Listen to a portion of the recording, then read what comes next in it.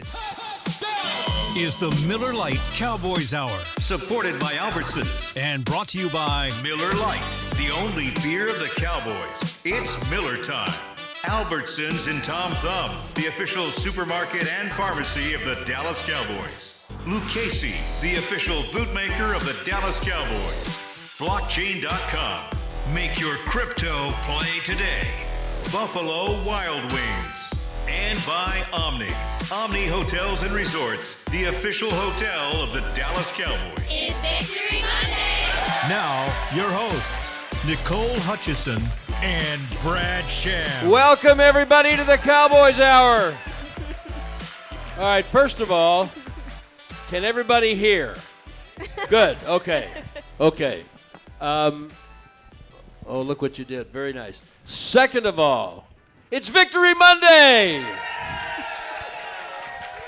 It's playoff Victory Monday. Okay, we are at Sidecar Social in the Star District, and we've got a great bunch of Cowboy fans who have come out to celebrate the regular season and the start of the playoffs. We're delighted to have you with us, and especially those of you who have been very loyal and been here every week all year. We're thrilled to have you wherever you're joining us on the Dallas Cowboys Radio Network. And for those of you who are streaming wherever and whenever you are on DallasCowboys.com, wave to the little boxes. That's what these are, DallasCowboys.com. Okay, so I have good news and bad news. The bad news is that this is our last show. This is our last show of the season. This is it. That's above my pay grade. All I'm doing is you know what the good news is? It's Victory Monday. And look who's here. Look who's here.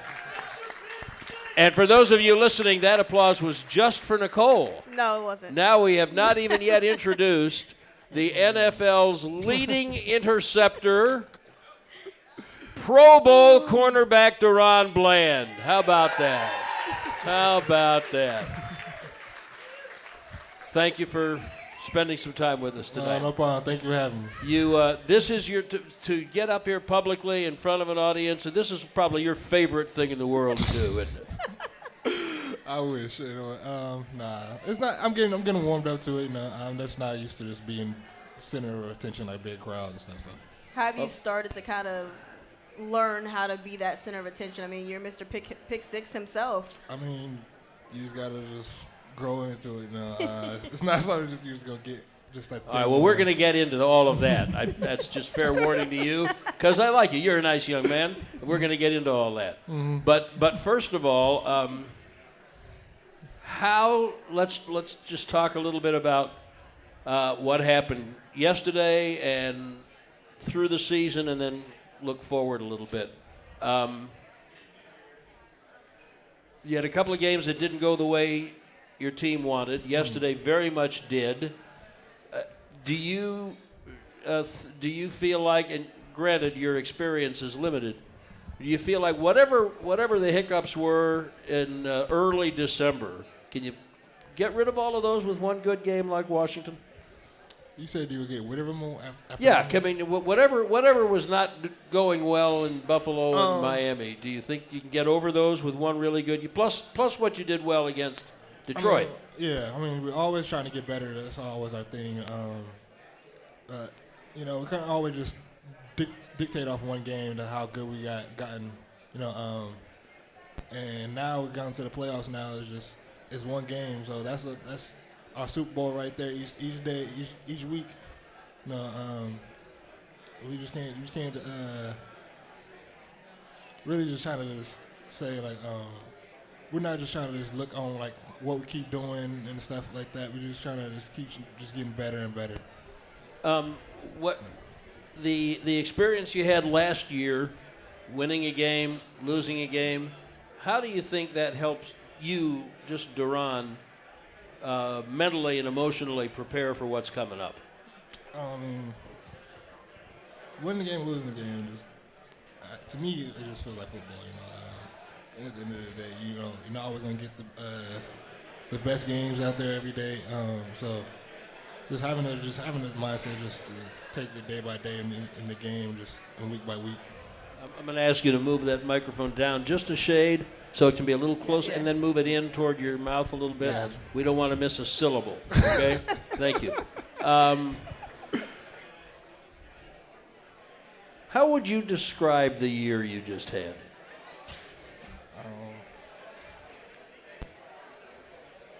It's hard to say, but I'll just say quick. I'm saying amazing. Just haven't had a lot of time just to think about it yet. Did you stop and think about any of it as it was going on, or was it all just a blur just coming at you? Yeah, just a blur. This is all my second year. Everything's kind of still going so quick. I'm still trying to learn and still adjusting. So it still feel like football to me at the same time. So it don't feel like it didn't really hit me like how I hit the record and the stuff that I'm doing this year yet. So I haven't got to reflect really. So I asked Dan Quinn this question today, and he's got a little more experience than you do. Fair enough, but I'm still interested in your opinion. What do you think's the difference between playoff football and regular season football? We've talked about it a lot. We talk about all the time, and the guys in the league always say, like, after Thanksgiving, that's where a lot of the real football happens. Everybody's beat up, everybody's tired. It's just all per will. And I have to say that's the difference. It's really, to this point now, it's like how much do you really want it. When you talk about the accomplishments when people are asking you about the accomplishments you've made, you're so humble, and that's a lot of ways that this defense, a lot of the guys on this defense are the same way. How much of a benefit is that, having that selflessness within this team and not kind of worried about the stats? It helps you a lot, It keeps you just not worried about yourself and worry about the team and worry about your brothers, Because out there on the field, it's like you can't worry about yourself. You got a brother right next to you, somebody to your right and left. So it's not all about you. So being humble is just always something easy for me. And how has that mentality helped the success of this team have so far? We always being humble. So it's helped us to just keep level-headed and never getting too big or down on somebody wherever we make our mistakes. We always trying to just be together and show that humility to each other. Do you remember what went through your mind when Trayvon got hurt and you realized he wasn't going to play all year? Well, I didn't know what was going on. We didn't know, like... He was in practice, right? I didn't know immediately, like, he tore his ACL. So, but when I seen how he went down and how he didn't want to move, I kind of got scared a little bit for the season, just because you see, like, early on in the year, we got a lot of expectations for the year, we thinking we was going to have everybody there, but the league is, you never know.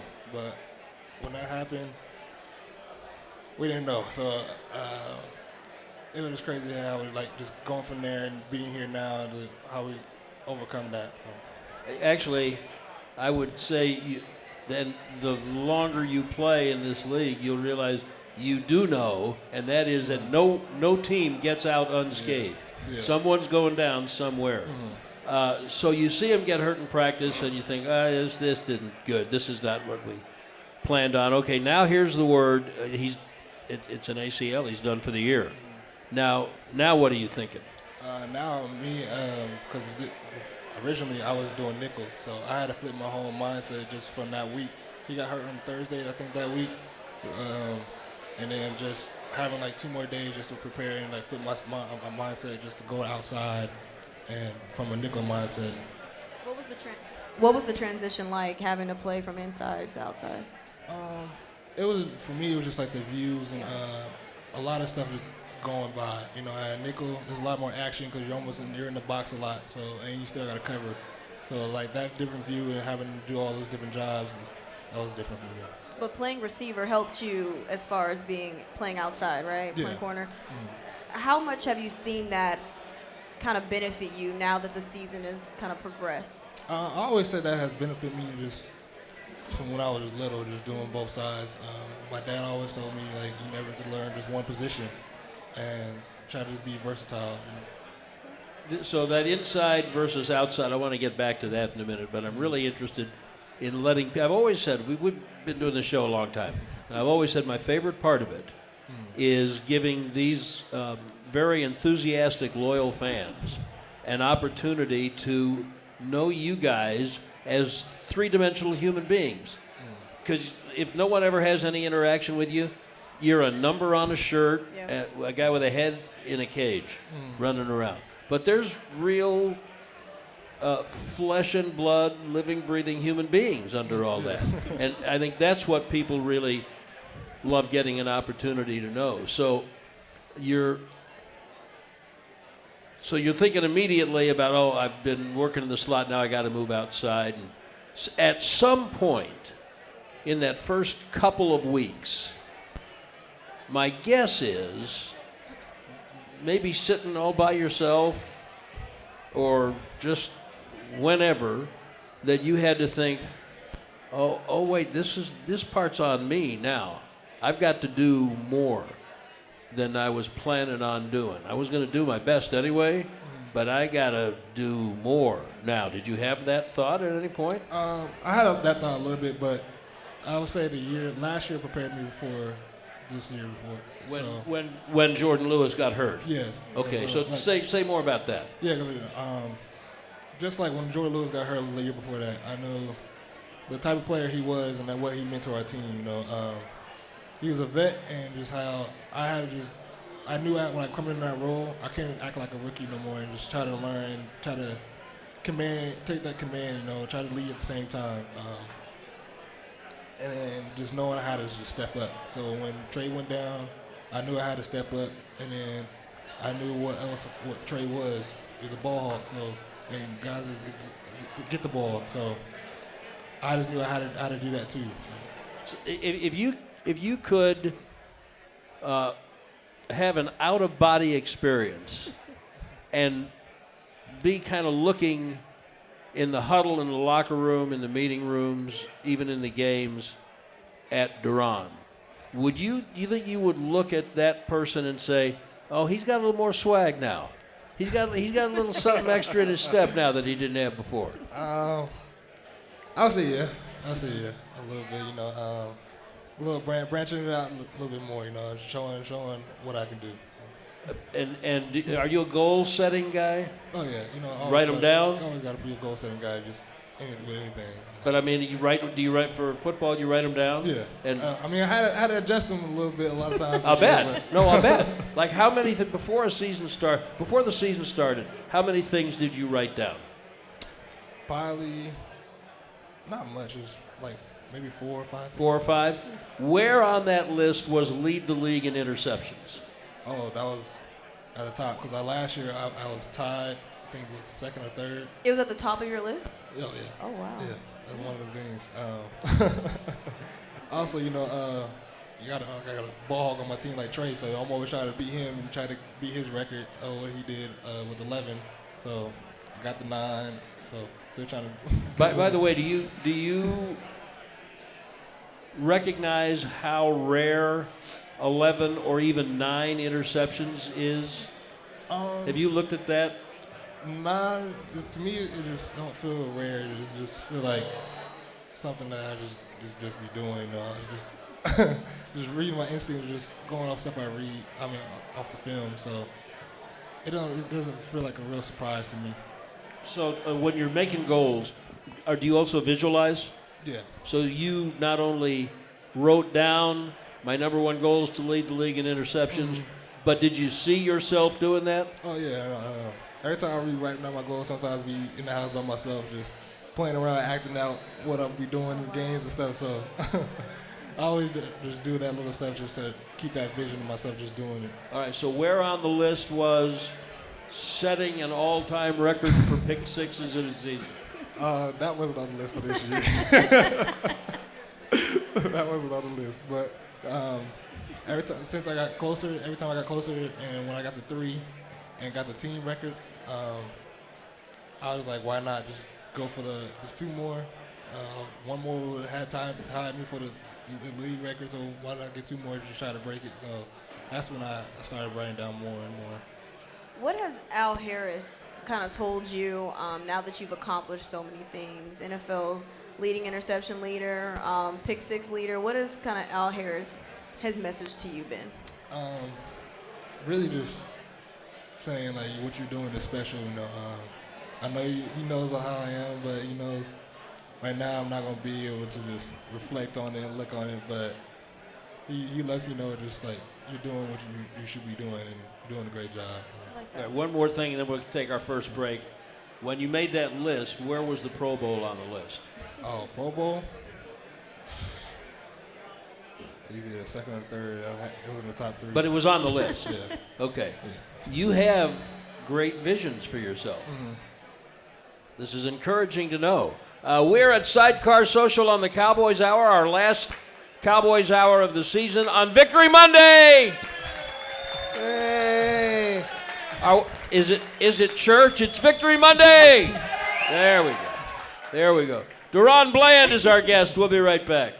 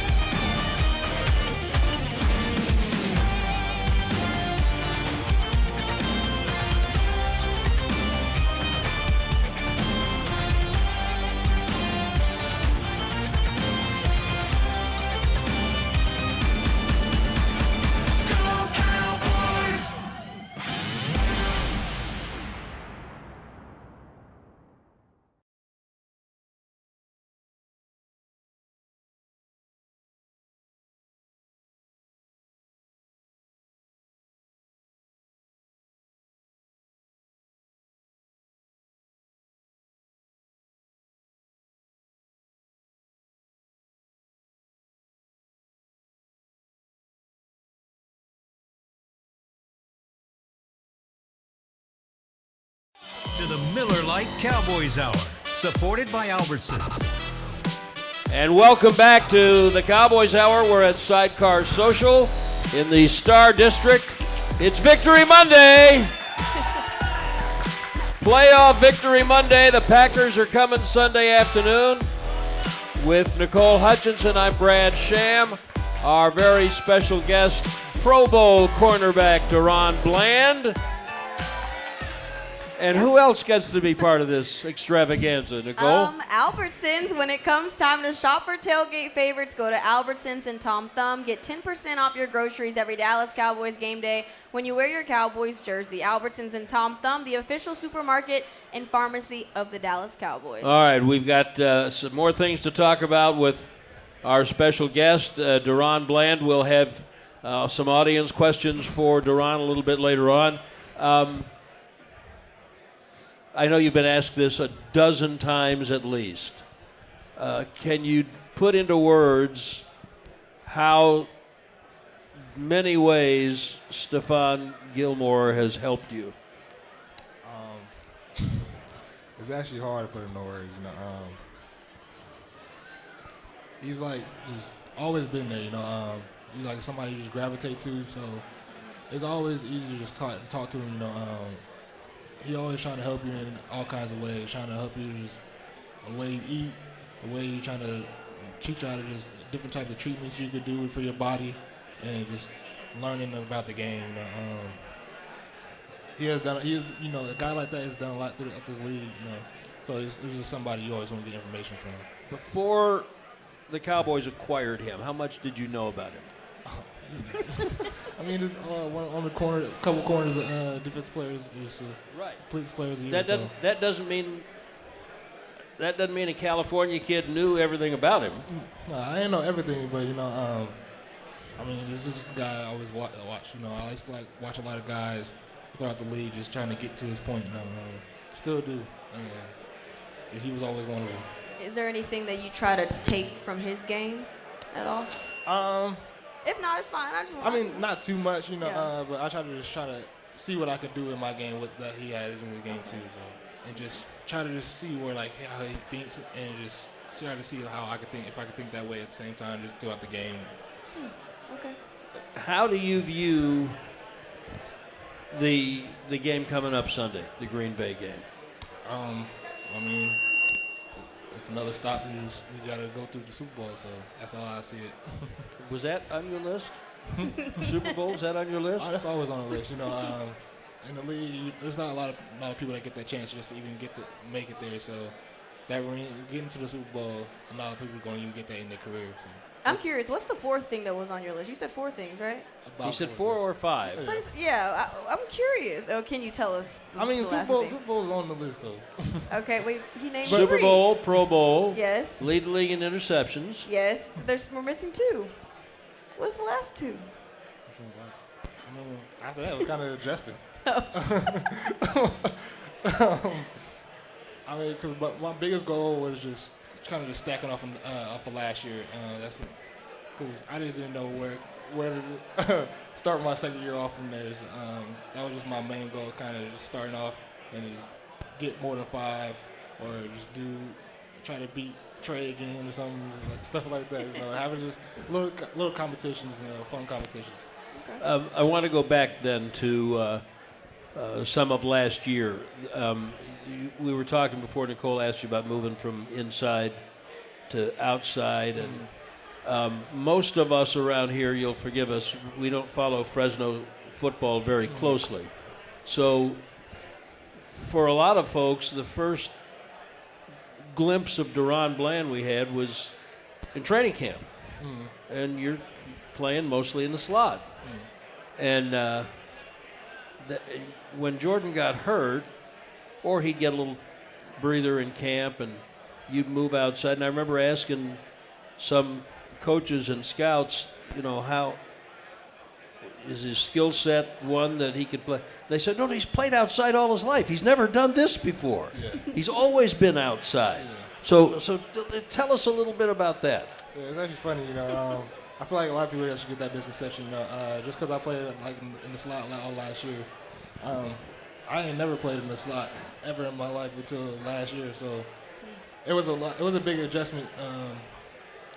Going in when I first started, I didn't know I was gonna go I didn't know I was gonna be doing both corner and nickel, so it was a big adjustment.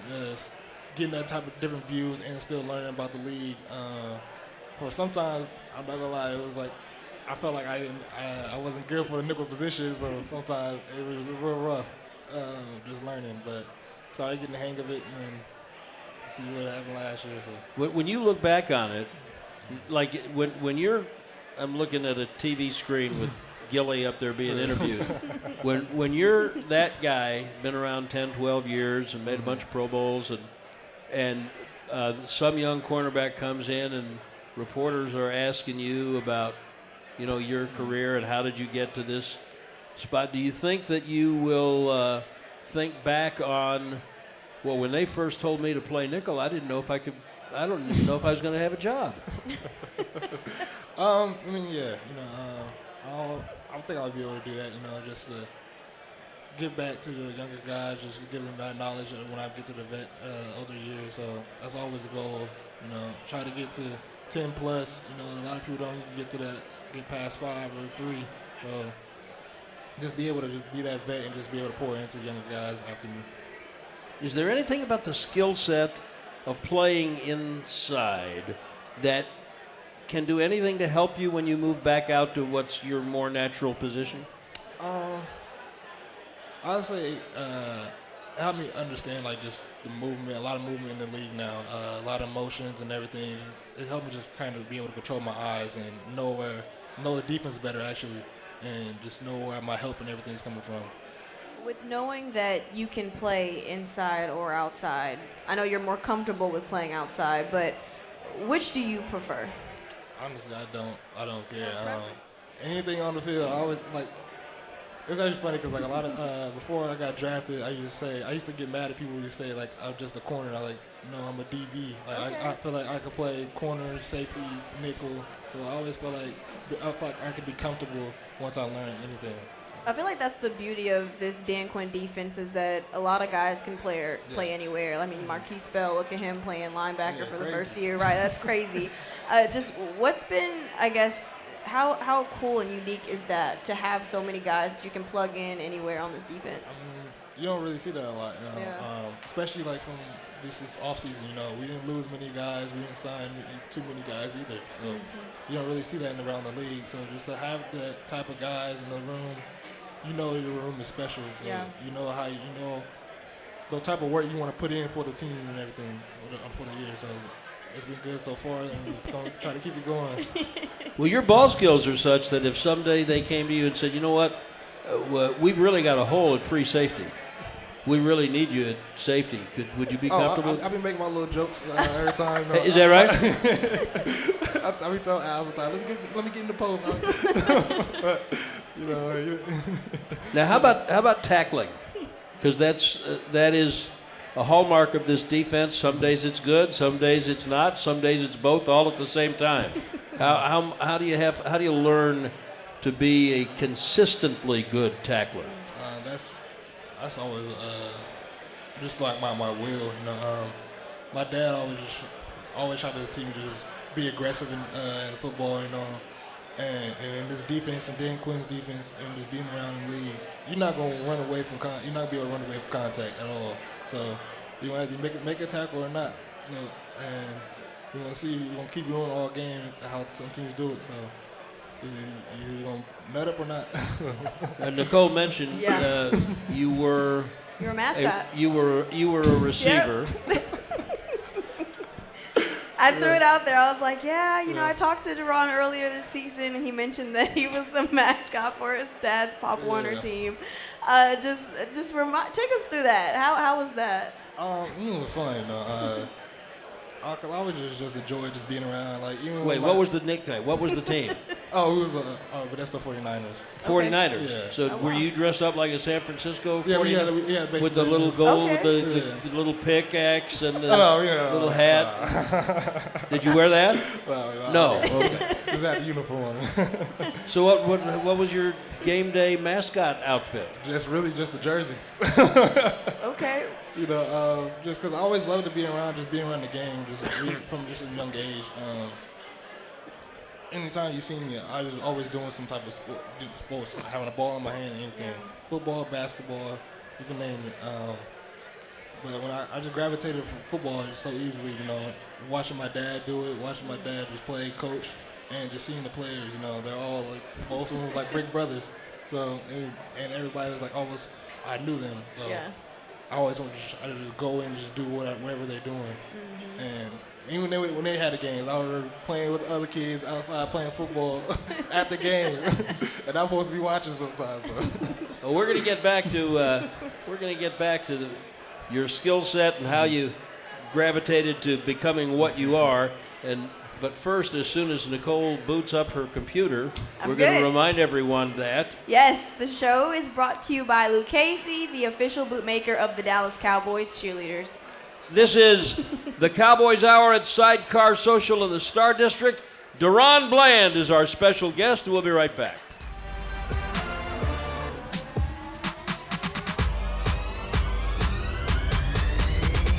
Go Cowboys!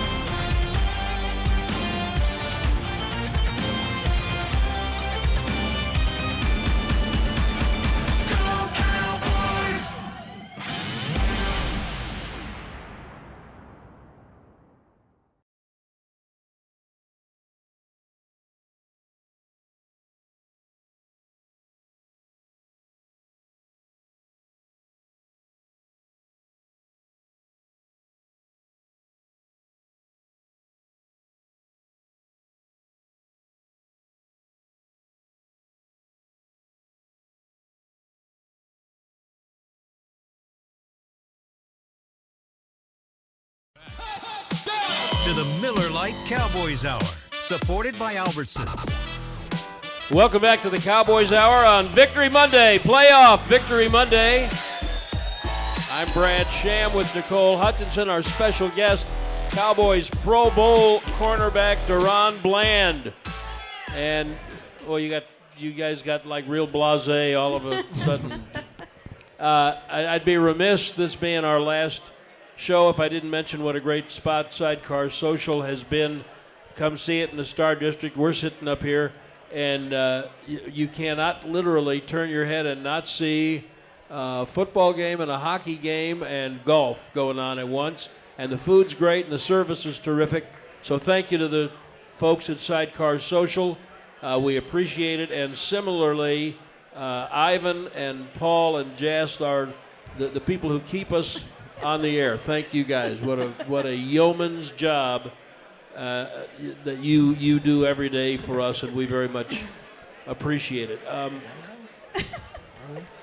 DaRon, Yes. Nicole mentioned that you were What am I Sorry. doing? Yeah. You were a receiver Yeah. before you were a DB. Well, I wasn't before. I was Same in time. high school. I was doing both. I was doing receiver and corner. And which did you prefer? Honestly, in high school, I was thought myself as more receiver just because I always wanted that ball in my hands. Just how I started. And off. girls like, touchdowns and stuff. Right? Well, yeah, it's just how I started off football. I started on the offensive side. I started as a running back, so I liked the offensive side just early on, and then started transitioning to defense because I didn't like getting hit. You didn't like getting hit. Oh, no. Do you like hitting? Oh yeah.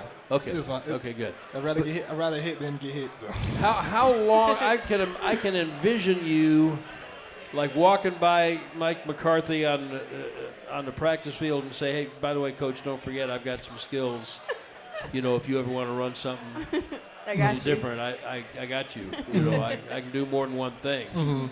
And I also envision that the line of defensive players on your team is pretty long who've been trying to get in McCarthy's ear with number 11 at the head of the line. Yes. About put me in. Yes. Give me a chance. You let me run a play. Like how many guys are in that line? I don't know too many because everybody say they can run some offense, but I don't know yet. We got to see it. But Micah, he's definitely at the top. He always talking to coach. Sometimes coach gives in and let him get a rep with running back. Sometimes it's scout, so it's fun. It's fun like having that type of guys in the room. How many guys do you think could actually play and kind of run something offensively aside from you? You talking about defense? Yeah, on defense. Who do you think Mike McCarthy could plug in on offense from defense? Some of them gonna hate me. Honestly, I think Mike could do it. Let's see who else. See. After that, I don't know who else got it. Trey could play. Trey, Trey. Yeah. Trey was a wide receiver. Yeah. That's obvious, but other than that, I don't know. I can see Jordan Lewis. Oh, yeah, well, Jordan Lewis, yeah. I can see Jordan Lewis. Yeah. Maybe a little bit. Other than that, yeah. No, after that. For people who don't know your background, get us out of high school and your college stops and how you got to where you got. Well, coming out of high school, I had one offer, and that was Sac State. So I spent my time there for 3 years, and then got it through COVID. And then COVID, we didn't play either the fall or the spring. So I went basically almost the whole year. I ended up transferring in the spring to Fresno, and everything's been off from there. There's nothing wrong with Sacramento State. No. But did it? You knew you were a good athlete. Mm-hmm. Did it bother you or discourage you that you did not get offers anywhere else? Yeah, definitely. Especially because early on before that season, I was talking to some of the big schools, and to come back around, like where at times like, guys are getting offers and everything, and seeing none of my offers come, really, it lights up just a little fire, and you just, and you're always gonna kind of just have that. So like my whole time at Sac State. I wasn't visioning like, oh dang, I'm at Sac State. No, it's just I was thinking of it just like a stop, just another journey. You just gotta fight through it. How much sweeter does it make your journey knowing that you had to basically you didn't get that many offers coming out of high school, and then coming out of the draft, you weren't a top pick, and now you're the NFL's leading interception leader, making history, breaking records. I mean, it's got to make your journey that much sweeter. Yeah, it definitely does. Just because being like also just a quiet guy, Yeah. so like a lot of people just kind of feel like misunderstood me and everything. So showing like, I'm a guy that's willing to do whatever he wants, whatever he thinks he wants to do in life. So Yeah. it was doing that. When you came in to the Cowboys franchise, what was something that you told Al Harris and Dan Quinn that you pitched to them and said, "Hey, I'm going to be this type of guy for you in this defense"? It wasn't really me saying anything. I didn't really because I don't like to talk too much. No, I was just my mindset was just early on in the camp, just trying to show them like, no, I'm not a guy that's just going to be complacent, you know. That's because it's always something my uncle has always taught me, just never be complacent, you know. I'm just always going to show you my worth from day one. Yeah. You don't think? I'm sorry, No, go ahead. go ahead, please. No, I was going to ask, you're not complacent now, are you? No. I mean, there's more that you can still do in the playoffs. Yeah, no. I never can be complacent. DaRon, that part about being quiet and people sometimes misunderstood you, you said. Mm-hmm. Do you think they took that for not caring? I don't know. Nah, not really not caring, because I always showed my actions, I feel like, that I cared. It was hard. Like, a lot of guys were on my team, like, early on at Sac State, it was hard for me. Like, a lot of guys wanted me to just be a vocal leader, and that was just not me. I was always a guy just lead by example, so it was always easier just to lead by my actions and the words. And last year, draft day 22, did it surprise you to go on Saturday? Did you hope to go earlier? Did you have any sense of? Yeah, I had it since like I was gonna be a day 2, day 3 pick. Early on, from going from Sac State, there was my draft stock was 6th round undrafted. So it was just always a wide range. So it didn't really matter where I got drafted at, and I just knew where I was going to make my impact. Did that also stoke your fire? Oh, definitely. You know, you see the guys go before you, and you see how many DBs there are that go before you, and you're always going to feel some type of way if you feel like you should be a point you. You know Orlando Scandrick? You ever met him? I haven't met him. Know who he is? Yeah. Yeah. So he was a guy who not only had the fire burning, and he wasn't as big a guy as you, but he had, and he talked about it all the time. He admitted it. He had a chip on his shoulder for being overlooked by so many people and so many teams, and it got to a point where he realized that helped motivate him, and he kind of led with it, that he had a chip. He turned him into a Pro Bowl player much later in his career than you. Do you feel like you also play with a chip on your shoulder over being maybe a little bit undervalued? Yeah, you know, I always have a chip on my shoulder for like that, because I always felt that type of way. That's kind of like all my life, you know, almost. Just not giving up like very many opportunities a lot. So just going out and just taking it a lot. Is there a corner that you kind of model your game after? Not just one corner. Yeah. I've always been a guy just try to bounce things off of, I take things off of everybody. Like early on before I got to the league, I used to always watch YouTube videos and just watch one-on-one matchups, NFL one-on-one matchups, and just see the corners and just see the techniques that they use and just trying to learn. Why was it so important for you to kind of take different, I guess, parts of or aspects of a different player's games rather than just focusing on one specific player to kind of take into your game or add to your game? Part of it was all the different techniques that I've learned just throughout the years, going through college, going through high school, all the coaches that I have, and just trying to figure out what's best for me. And that's really what it was. Trying to see what other things I can do, trying to expand my own abilities. Is there something that you want to improve on now that you're already into the playoffs? Is there something that you can still improve on heading into the rest of the season? Yeah, there's always something you can improve on. To think right now,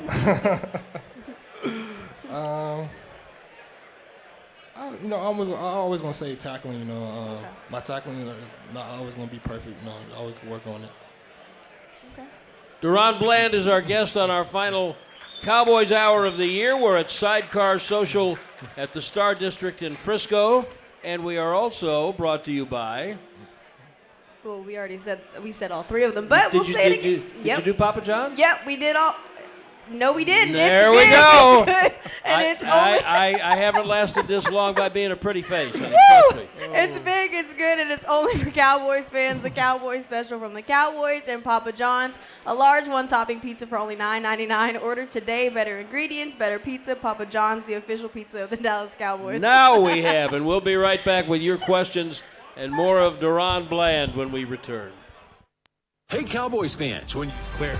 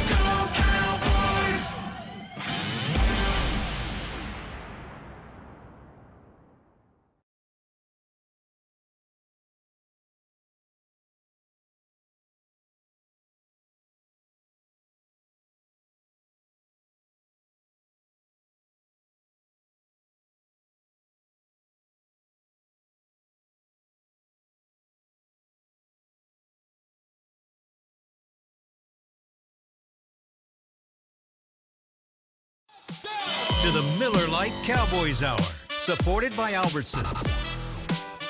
And we're back on the Cowboy Hour at Sidecar Social in the Star District in Frisco. Brad Sham and Nicole Hutchison, and our very special guest, Cowboys Pro Bowler DaRon Bland. And again, this is our last show of this season, so please keep us in mind when you are gathering on these next 3 or 4 Mondays on Victory Monday. Just pretend you're here and we're all together, because it's Victory Monday. It's Victory Monday. Joe, have we any questions from our audience for DaRon? Good evening, DaRon. Good evening. My name is Rambo. How you doing, Rambo. So now that you're couple of years already into the league, what's your words of advice and wisdom for all the incoming players so they can be as successful as you are? I would just say just be open. There's not a lot of guys coming in from college, you know. Everybody was a guy, you know. So when you come to the league, everybody was that guy. So you just gotta learn how to restart, you know, and keep fighting. You know, you're not gonna keep going into the same position you came from. So. Thanks, Rambo. Hey, DaRon. My name is Corey. With you being this your second year in the league, do you feel like the game is like slowing down for you as far as like you just noticing like certain techniques or the opposing receivers may use that you can take advantage of? Yeah, definitely. Especially from first joining the league, it's definitely has slowed down. You know, from college it feels like everything is accelerated like 2 times. So it's definitely nice having to slow down and be able to hone in on your own technique and everything. What was training camp like last year, your rookie training camp? I mean, you walk in, you're just another guy, although the coaches had been around you all spring. Yeah. But then you get to put on pads, and now you can do some things to stand out. I mean, were you aware as camp was going along that you were doing well enough to catch somebody's attention? No, not really. First camp, it felt like I had a lot of ups and downs, you know. There been some days, that's why I say, like, I tell a lot of people that's like where I had my welcome to the NFL moment. Just having a practice of like, dang, like the guy just keep beating you, and just understanding that like that's the league, like that guy is paid for a reason, you know. So understanding like the battle you're gonna have in the league now. So Colonel Bill, first off, I want to say congratulations on Mr. Pick 6 for sure.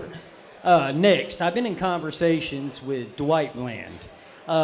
Looks very highly on you, obviously. Yeah. Now, my question's a little bit more personal. On what level, what relationship is Dwight to you? that's my dad. Your dad. Yeah. That's what I thought. He's a friend of mine now. That's awesome. Okay. So what have you been doing? Stalking DaRon? Is that you've been tracking his family down? Yeah, don't do that anymore. How you doing? Good. How are you? Good. Larry McKinney. How you doing? Based on what you've done the last 2 years since you joined the Cowboys, you've accomplished very well. Now, with Diggs being out this season, you're actually ahead of him in interceptions. He has 18 to count this year. 3 years, you're right behind him at 14. So do you think with the two of you getting back on that field together this coming season, y'all going to have a tough competition? Oh, definitely. I always think that I thought that suit, as soon as we got on the team together, knowing Diggs, just seeing him before I got to the league, seeing who he was, and then actually coming here to meet him. It's fun now, just be able to have that friendly competition.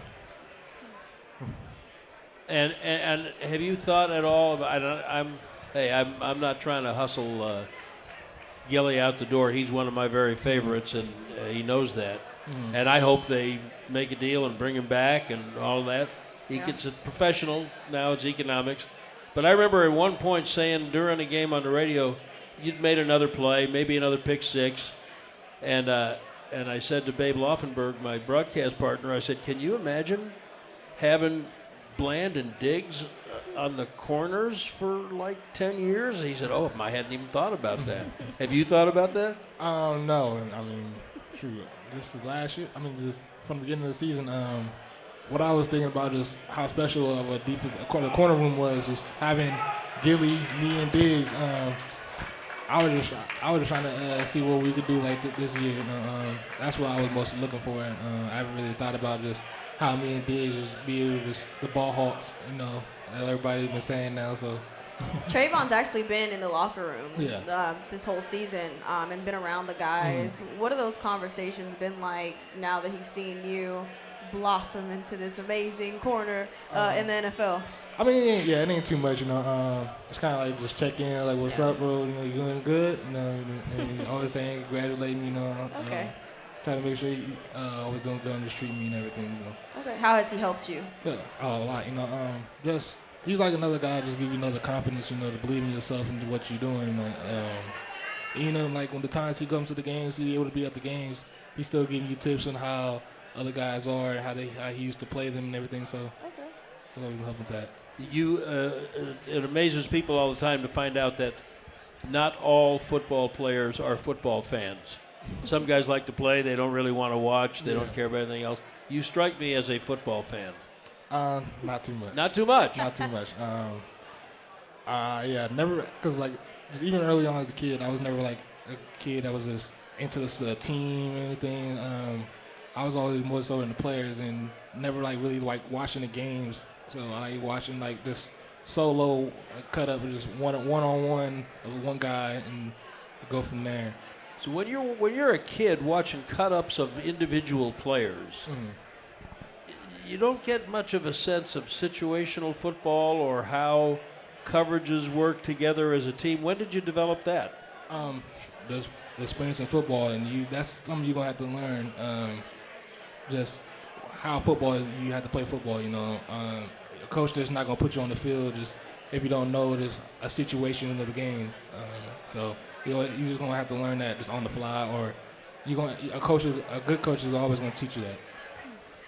So talk a little bit about what you expect the week to be like. I mean, I know you probably, as a team, just a group of players, you've had almost no time yet to talk about the feeling that you get going through a playoff week and, what it will be like when you beat Green Bay and you're on to the next week. And it just gets more tense and exciting every week. How do you think your group is equipped to make all of that work for you, all that nervous energy? That's all we say together. We say this every time before we go into a game. Take care of your brothers. Never leave no man behind. And so we go into a fight together. We lead the fight together. I'm sorry, my bad. I don't mean to jump you real quick.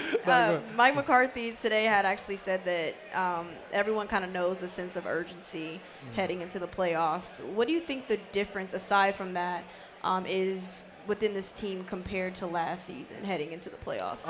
I would say the difference more so is we had those talks more so now. Just telling the guys, come on, give it all you got, and believe in yourself. Just so having those talks is always leaving us in our minds oh yeah, we are on the road to what we want.